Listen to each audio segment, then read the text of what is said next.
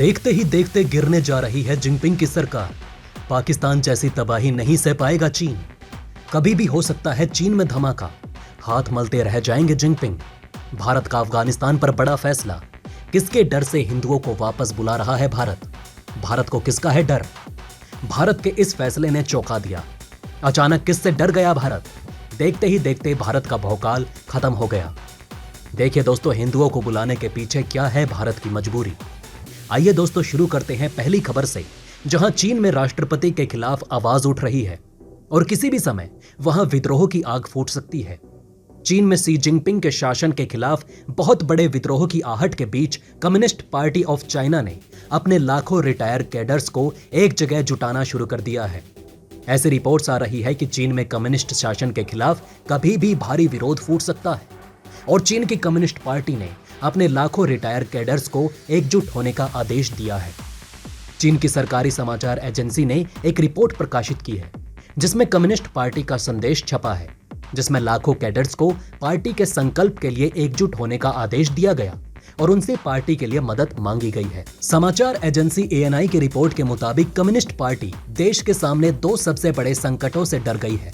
पहली सबसे बड़ी समस्या है देश में जनसंख्या का विकास रुक जाना और दूसरी सबसे बड़ी आशंका इस बात को लेकर है कि चीन की एक बहुत बड़ी आबादी, जिसमें सबसे ज्यादा बूढ़े लोग हैं, वो शी जिनपिंग के शासन के खिलाफ विद्रोह कर सकते हैं और चीन की कम्युनिस्ट पार्टी के पास इसके पुख्ता जानकारी है।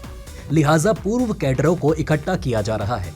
चीन की कम्युनिस्ट पार्टी की केंद्रीय समिति के सामान्य कार्यालय ने हाल ही में नए युग में सेवानिवृत्त कैडरों के पार्टी भवन को मजबूत कराने की राय जारी की है। ये एक पार्टी सिद्धांत है कि सभी क्षेत्रों और विभागों के लोग बिना कोई सवाल किए एक साथ आ जाएं। ऐसा क्यों कर रही है कम्युनिस्ट पार्टी? दोस्तों, चीन में पिछले महीने मुखबरी करने पर इनाम की घोषणा की गई, जिसके तहत चीन के आम लोग सीधे कम्युनिस्ट पार्टी को जानकारी दे सकते हैं कि उनके आसपास या उनके इलाके में विद्रोह की चिंगारी भड़क रही है। और अब लाखों पुराने कैडर्स को एकजुट करने के पीछे चीन की पूरी आबादी को सीधे तौर पर कम्युनिस्ट पार्टी के नियंत्रण में लाना और लोगों को राष्ट्रपति शी जिनपिंग को लेकर मन में अंधभक्ति पैदा करना है। और इसीलिए कम्युनिस्ट पार्टी ने अपने सबसे बड़े नियम के तहत कम्युनिस्ट पार्टी के रिटायर्ड कैडरों को इकट्ठा करना शुरू कर दिया है और वो इसमें शामिल होने से इनकार नहीं कर सकते। एक्सपर्ट्स के मुताबिक CCP कोविड महामारी की वजह से चीन के समाज में पनपे नकारात्मक घरेलू प्रभाव के बाद बेहद सावधान है। कोविड की वजह से चीन की अर्थव्यवस्था को गंभीर झटका लगा, जिसके परिणाम स्वरूप लाखों लोगों की नौकरियां चली गई, औद्योगिक उत्पादन ठप हो गए और देश का निर्यात बुरी तरह से प्रभावित हुआ, जिससे चीन में गंभीर महंगाई आ चुकी है और चीन के गरीब लोगों में गुस्सा काफी ज्यादा भड़क गया है। शी जिनपिंग की सरकार ने स्थिति को सुधारने के लिए बेतहाशा कदम उठाए, लेकिन इसके बाद भी जीरो कोविड पॉलिसी ने आर्थिक स्थिरता से दूसरे चरण को जन्म दे दिया, क्योंकि लाखों नागरिकों को क्वारंटाइन में मजबूर किया गया और इस दौरान उनके लिए किसी भी तरह की सुविधाओं का प्रतिबंध नहीं किया गया। जिसके बाद कम्युनिस्ट पार्टी ने अपने प्रधानमंत्री ली केकियांग को स्थिति संभालने के लिए आगे कर दिया, ताकि लोगों का ध्यान शी जिनपिंग से भटक जाए। चीन में जीरो कोविड पॉलिसी की वजह से सैकड़ों कारखाने बंद हो गए, बंदरगाह सुनसान हो गए और आर्थिक गतिविधियां लगभग ठप हो गई। लोगों को भयानक आर्थिक आघात का सामना करना पड़ा। हालात इस हद तक बिगड़ गए कि शंघाई जैसे बड़े शहरों में किराने का सामान खरीदना लोगों के लिए दुर्लभ हो गया। चीन में प्रदर्शन करने की हिम्मत आम लोगों में नहीं होती, लेकिन इस बार हालात इतने खराब हो गए कि लोगों को दुर्लभ प्रदर्शनों के लिए सड़कों पर उतरना पड़ा, जिससे सड़कों पर अशांति फैल गई और चीन की सोशल मीडिया पर सरकार विरोधी नारे लगे। CCP ने महसूस किया कि अगर स्थिति को कंट्रोल नहीं किया गया तो ये विरोध प्रदर्शन एक दिन पार्टी नेतृत्व को ही चुनौती दे सकते हैं। राष्ट्रपति शी इस साल के अंत तक लगातार तीसरी बार देश के राष्ट्रपति बिना किसी रुकावट के बनने वाले थे, लेकिन अब शी जिनपिंग की राह आसान नहीं लग रही है।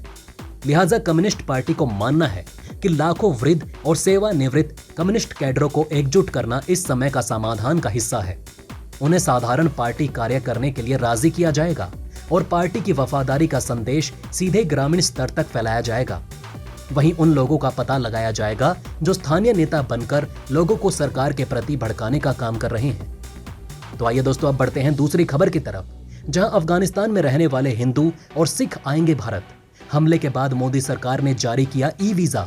आखिर भारत सरकार को किसका है डर? दोस्तों, अल्पसंख्यकों के लिए खतरनाक बनते जा रहे अफगानिस्तान में रहने वाले हिंदुओं और सिखों को भारत सरकार ने देश बुलाने का फैसला किया है और काबुल में गुरुद्वारे पर हमले के बाद हिंदुओं और सिखों को ई वीजा जारी कर दिया गया। रिपोर्टों के अनुसार राजधानी काबुल शहर में सिख गुरुद्वारे पर लक्षित हमले के बाद भारत सरकार ने अफगानिस्तान में रहने वाले 100 से अधिक सिखों और हिंदुओं को प्राथमिकता के आधार पर ई वीजा दे दिया है।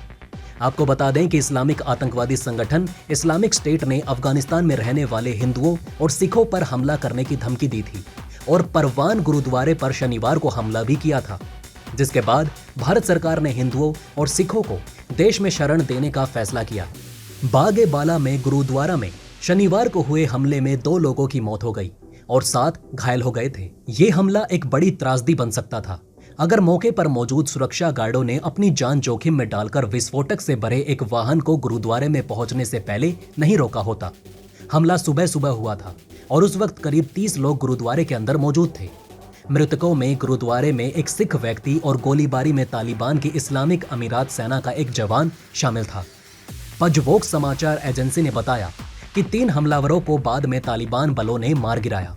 आपको बता दें कि इस्लामिक स्टेट लगातार अफगानिस्तान में अल्पसंख्यक और सिया मुस्लिमों को निशाना बना रहा है। आईएसआईएस खुरासान से जुड़े हमलावरों ने घातक हमले की जिम्मेदारी ली थी।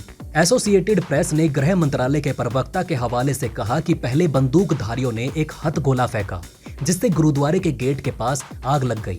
वहीं शनिवार को प्रधानमंत्री नरेंद्र मोदी ने बर्बर आतंकवादी हमले की निंदा की और कहा कि वो भक्तों की सुरक्षा और कल्याण के लिए प्रार्थना कर रहे हैं। वहीं अफगानिस्तान में सिखों पर लगातार हो रहे हमलों के बाद सिख समुदाय ने मोदी सरकार से शरण देने की गुहार लगाई। बीबीसी से बात करते हुए हमले में घायल सिख परिवार के एक सदस्य ने मोदी सरकार से गुहार लगाते हुए भारत बुलाने की मांग की थी। घायल के परिवार ने कहा कि अफगानिस्तान में सिखों के सिर्फ 20 परिवार बचे हैं और उन्होंने मोदी सरकार से जल्द अफगानिस्तान से बाहर निकालने की गुहार लगाई है। उन्होंने कहा कि अगर मोदी सरकार उन्हें वीजा देती तो वो फौरन भारत आ जाएंगे और अब रिपोर्ट है कि मोदी सरकार ने सिखों के साथ साथ डर के साए में जीने वाले अफगान हिंदुओं को भी वीजा दे दिया है। तो दोस्तों, अब आप हमें कमेंट सेक्शन में बताइए कि क्या ये बातें आपको पहले से पता थी। अगर नहीं तो इनमें से कौन सी बात आपको सबसे ज्यादा इंटरेस्टिंग लगी और कमेंट बॉक्स में जय हिंद लिखना ना भूलिएगा। तो दोस्तों, हमारे इस वीडियो में हमने आपको बहुत सी बातें बताने की कोशिश की। अगर आपको हमारी ये कोशिश अच्छी लगी हो तो प्लीज लाइक करें इस वीडियो को और इसी तरह की और जानकारी पाने के लिए सब्सक्राइब करें हमारे चैनल को। जितना हो सके इस वीडियो को शेयर करना ना भूलें। धन्यवाद। हम फिर मिलेंगे एक और इंटरेस्टिंग टॉपिक के साथ।